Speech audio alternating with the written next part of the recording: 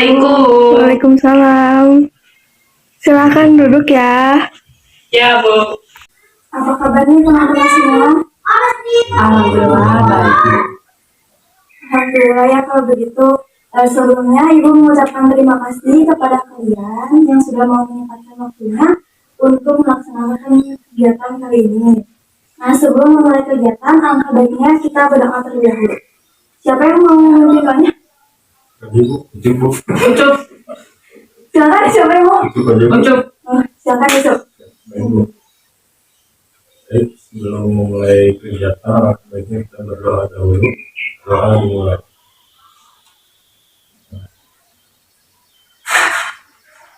Doa selesai. Terima kasih, Yusuf. Oke, selanjutnya bagaimana nih kalau kita melakukan ice breaking terlebih dahulu? Mau nggak? Mau. Mau? Oh. Oke. Di sini Ibu sudah membuat PPT-nya ya. Jadi kalian nanti diminta untuk memilih antara truth atau dare. Bentar. Kita putar lagi.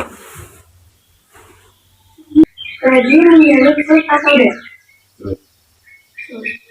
Apa truth? Ya, ayo. Nomor berapa? Nomor 2. Hal apa yang kamu harapkan untuk merubah diri kamu sendiri untuk menjadi pribadi yang lebih baik?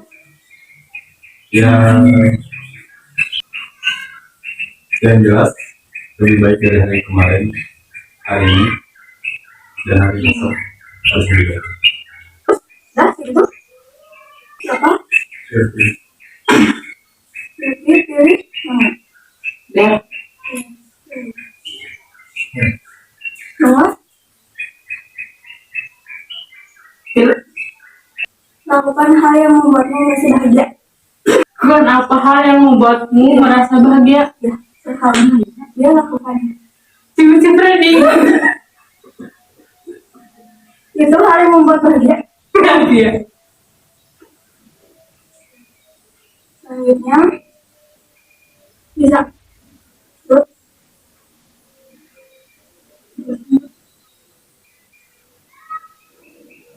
Apa ketakutan terbesarmu? Lampu. Oh ya, lampu. Ya, lagi ya. Pilih.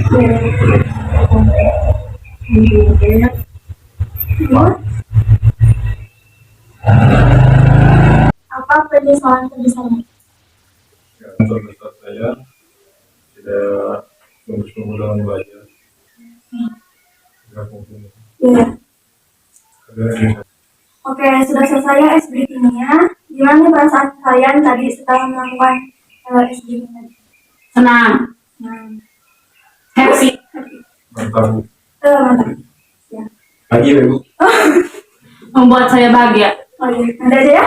Ya. Oke, sekarang nih, ada yang tahu nggak? Ibu mengumpulkan kalian di sini tuh dalam rangka apa? Silaturahmi, Bu. Oke, baik. Ada yang tahu nggak konseling kelompok itu apa? Nggak tahu, Bu. Oke, biar kalian paham, Ibu akan menjelaskan terlebih dahulu ya. Jadi, konseling kelompok itu adalah suatu upaya bantuan dari konselor kepada konseli. Kalau di sekolah tuh kayak dari guru BK kepada siswanya. Nah, untuk dapat memecahkan masalah siswa dengan memanfaatkan dinamika kelompok. Nah, sekarang di sini Ibu akan menyampaikan terlebih dahulu mengenai arahan materi kita kali ini dengan judul seorang gadis dan Wanita tua. Nah, di sini Ibu punya tujuannya agar kalian itu dapat memperoleh sikap, pengetahuan, lalu kemampuan interpersonal kalian serta dapat memahami diri sendiri maupun orang lain. Nah, agar kalian juga mampu menemukan pendapat kalian dari keputusan yang telah diambil dengan meyakini pengambilan keputusan kalian itu dirasakan paling tepat gitu menurut kalian. Nah, sebelum kita mulai kegiatan ini, Ibu memberi kesempatan kepada kalian jika ada yang ingin ditanyakan, entah itu tugas atau apapun, silahkan.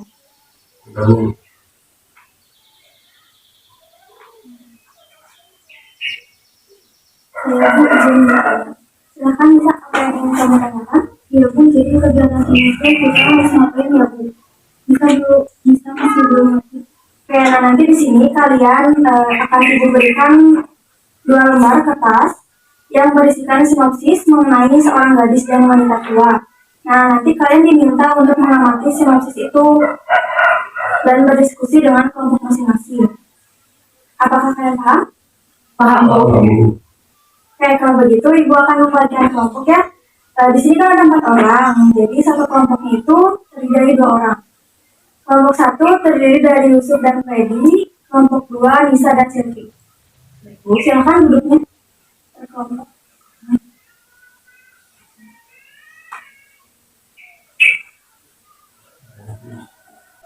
Oke, oke kelompok 1 ini siapa yang menjadi ketua kelompoknya? Sweet. Silakan Sweet ada ngomong. Oh, Freddy. Kelompok 2 siapa? Boleh Oke. mengajukan diri. Nah ini Ibu berikan dulu kertasnya untuk kalian identifikasi. Ini Ibu berikan dulu kertasnya untuk kalian identifikasi. Ibu beri waktu 10 menit untuk kalian berdiskusi dengan kelompok masing-masing ya. Kalian juga dapat mencatat hal-hal yang menurut kalian penting di belakangnya aja untuk menjadi bahan diskusi kelompok. Silakan.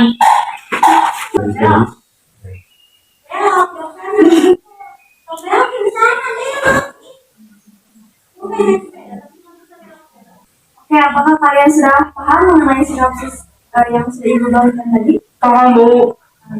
Jadi Ibu ingin setiap kelompok mengemukakan pendapatnya tentang pilihan jawaban alternatif mengenai soal cerita di rumah. Jadi sebelumnya Ibu akan menjelaskan terlebih dahulu ya sedikit mengenai sinopsis. Nah, jadi dalam sinopsis tersebut terdapat seorang gadis yang sedang mengalami dilema moral, di mana ia tuh harus mengambil keputusan yang dirasa paling tepat untuk dirinya dan wanita tua itu. Nah, dalam keadaan ini, gadis tersebut mengalami kebingungan yang dahsyat.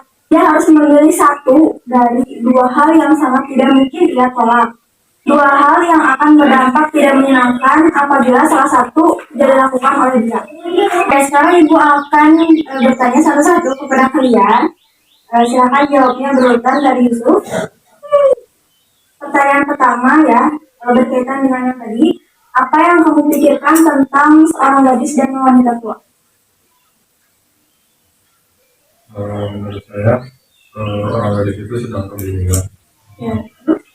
karena dia memilih di antara harus menolong ataupun mengikuti dia.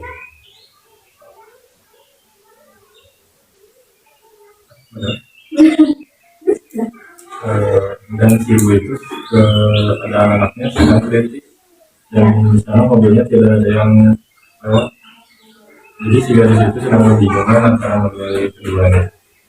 Betul, sangat betul ya. Oke, selanjutnya tadi silakan. Ya benar, mata yang ada yang gadis itu dilema ya, Soal apa dilemanya? bingung sekali yang sangat amat dahsyat. Dia bingung antara mempertaruhkan masa depan dia atau harus menolong nyawa orang lain. Itu bukan Sekarang bisa? Tidak. Seorang gadis yang sedang kebingungan. Lalu wanita tuanya? Ambil kunci kawan.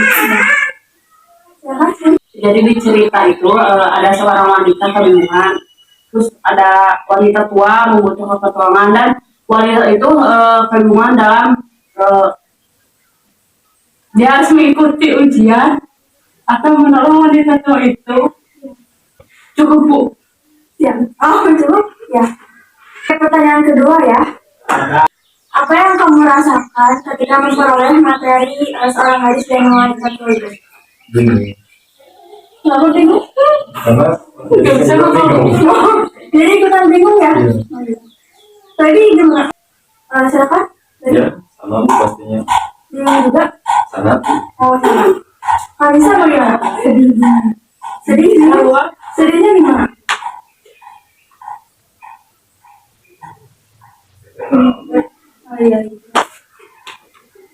Kalau Silvi, Sama Bu, kayak bisa antara sedih dan bingung. Sedihnya misal harus memilih salah satu itu, misalnya saya memilih menolong wanita itu, saya mengumpulkan ujian saya. Lalu apa sih jika mengikuti ujian tapi si anak wanita tua itu bisa juga. ya itu saya. Nah, sekarang ada nih pertanyaan lagi. Hmm. Tapi jawabnya berkelompok ya. Nah, coba lihat di halaman kedua. Ya Bu. Baik, Bu. Nah, ada kan soal dilema moral. Menurut kelompok satu, gadis itu harus memilih meninggalkan ujian akhir atau meninggalkan wanita tua itu. Kira-kira kelompok satu, bagaimana pendapatnya? Mengikuti ujian akhir. Alasannya? Tunggu aja ada yang lewat, nanti minta bantuan ke yang lewat. Oke. Kalau kelompok dua gimana? Membantu orang tua itu karena mengikuti ujian bisa didiskusikan dengan guru-guru, bisa meminta kesempatan lagi untuk ujian karena alasannya itu kan untuk menolong wanita itu. Oke, ternyata pendapat setiap kelompok berbeda ya. Nah, untuk kelompok satu dan dua, rencana atau langkah-langkah apa nih yang harus kalian siapkan agar menerima pendapat orang lain? Kan tadi pendapatnya berbeda ya. Nah, untuk menerima pendapat orang lain gimana? Iya, ya. Betul. Benar. Terus? 18 Menerima. Oke. Ya, apa beda? Keputusan. Oke, sekarang nih pelajaran apa yang bisa kalian ambil dari materi yang kita diskusikan tadi? Satu-satu nih. Pelajaran apa yang bisa kita lakukan? Pelajaran apa yang bisa kita ambil? Menurut saya jadi itu bisa memilih antara jalan yang berbeda gitu. Jadi mana yang lebih baik kita harus bisa lebih bijak memilihnya. Seperti itu. Oke, sekarang berarti belum. Jadi dari pelajaran yang tadi, pelajaran yang bisa diambil bisa lebih dewasa untuk kita. Meskipun pilihannya berat, harus bisa memilih. Itu lagi. Bagaimana bisa menolong orang itu adalah suatu perbuatan baik. Iya. Jadi, Benar-benar harus apa sih, harus dewasa dalam memilih demi kebaikan kita juga kan, memilih yang ini. Kalau jika kebaikan kita ya kita ambil gitu, kalau enggak ya ya. oke, terima kasih ya. Nah, Ibu juga akan sedikit menyampaikan pendapat ini ya. Nah, misalnya kita berada dalam posisi gadis tersebut. Benar nih kata Yusuf tadi, kita bisa meminta bantuan kepada orang sekitar ya yang lewat misalkan. Pasti ada lah ya satu atau dua orang yang lewat, gak mungkin kosong jalanannya. Nah, lalu sesudah itu kita bisa pergi ke sekolah untuk mengikuti ujian akhir. Jika kita melaksanakan ujian akhir, kita bisa kan pergi menuju rumah sakit untuk melihat kondisi si anak tersebut. Nah, dan meminta maaf kepada wanita tua tadi dan anaknya karena tidak bisa mengantarkan mereka ke rumah sakit dikarenakan ada kepentingan yang tidak bisa ditinggalkan. Nah, dengan begitu kan kita dapat melaksanakan ujian akhir dan membantu orang lain. Nah, dari barusan berkaitan dengan altruisme. Ada yang tahu altruisme itu apa? Nggak tahu. Nah, altruisme itu adalah sikap kepedulian tinggi terhadap orang lain. Nah, altruisme ini berkebalikan dengan sifat egois. Egois kan lebih mementingkan diri sendiri. Nah, kalau altruisme itu lebih mementingkan kepentingan orang lain. Nah, seseorang yang melakukan altruisme itu disebut juga, tahu nggak? Nggak. Altruis, ya. Altruis. Altruis. Segala kebaikan yang dilakukan oleh seorang altruis itu biasanya muncul secara tulus tanpa mempunyai rasa pamrih gitu. Meski sikap ini sangat terpuji dan berdampak positif bagi masyarakat, tapi altruisme juga dapat berdampak buruk bagi pelakunya jika dilakukan secara berlebihan. Nah, menurut kalian altruisme itu penting gak sih? Penting nggak penting? Penting gimana? Sama. Penting nggak penting, yang penting bisa disesuaikan. Yuk, Menurut saya sesuai dengan kondisi saja. Yang penting itu tidak. nah, oke. Nah, oke, pada dasarnya ya segala kebaikan yang dilakukan tanpa pamrih itu kan adalah bentuk tindakan yang terpuji. Nah, dari penjelasan yang tadi, ketahui bahwa tindakan ini mendatangkan keuntungan bagi pelakunya, baik itu secara sosial ataupun psikisnya. Nah, selain itu, altruisme juga dikaitkan dengan kesehatan mental kita dan fisik yang lebih baik. Nah, meski begitu, perlu diingati bahwa naluri menolong itu perlu diimbangi dengan naluri bertahan hidup. Ketika altruisme itu dijalankan tanpa rem, bisa-bisa sikap ini malah berdampak buruk bagi diri kita sendiri. Ya, contohnya nih, kalian itu kan lagi berenang, tapi kalian itu nggak bisa berenang ya, bahkan kalian itu nggak bisa berenang. Nah, ada seseorang yang lagi tenggelam, tapi kalian itu, nah kalian memaksakan diri untuk menolong dia. Tapi kan kalian nggak bisa berenang ya. Nah, sikap altruisme ini menurut kalian berlebihan nggak? Berlebihan. Ya berlebihan ya dan tidak bijak karena kan korban yang ingin diselamatkan itu malah tidak selamat dan kalian juga menjadi korban. Paham? Paham, Bu. Nah, jika di antara kalian merasa pernah atau bahkan sering berakhir merugi orang lain, mungkin kalian juga perlu mengubah pola pikir kalian dan ingat bahwa diri sendiri juga penting ya dan harus diutamakan dibanding orang lain.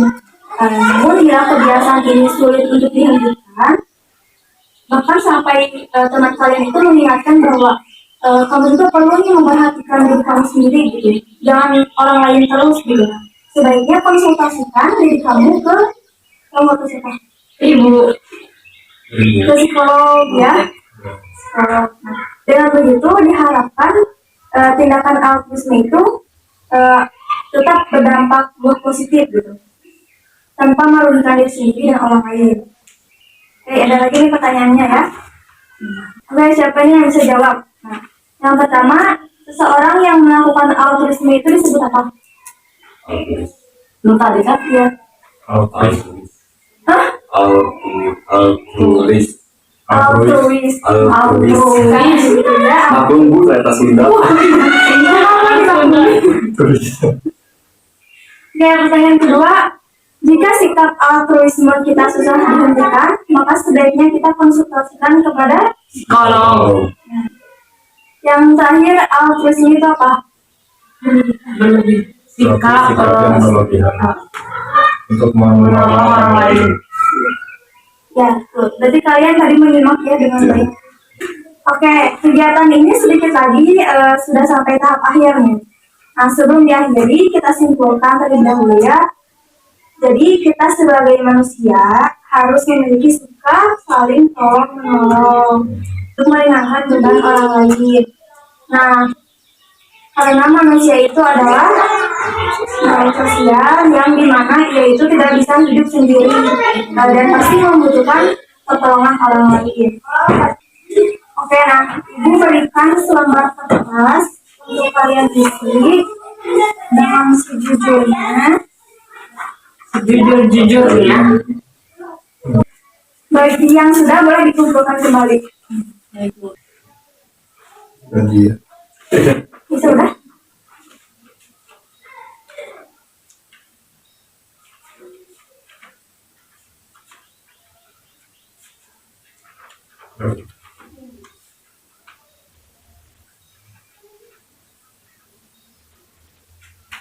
Nah, Bu.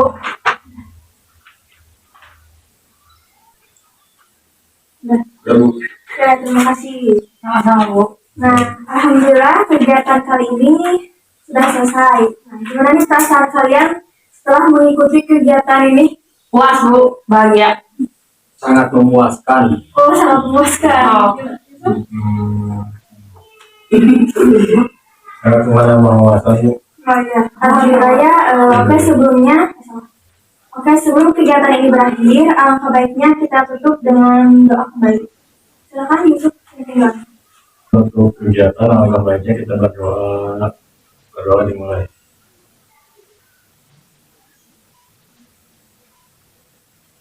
Berdoa selesai. Alhamdulillah, terima kasih untuk semuanya yang sudah bersedia menyempatkan waktunya untuk mengikuti kegiatan kali ini. Nah, semoga setelah melaksanakan kegiatan ini, kalian bisa menambah wawasan ilmu pengetahuan. Nah, sekali lagi Ibu ucapkan terima kasih. Ibu tutup kegiatan ini ya. Wassalamualaikum warahmatullahi wabarakatuh. Waalaikumsalam warahmatullahi wabarakatuh.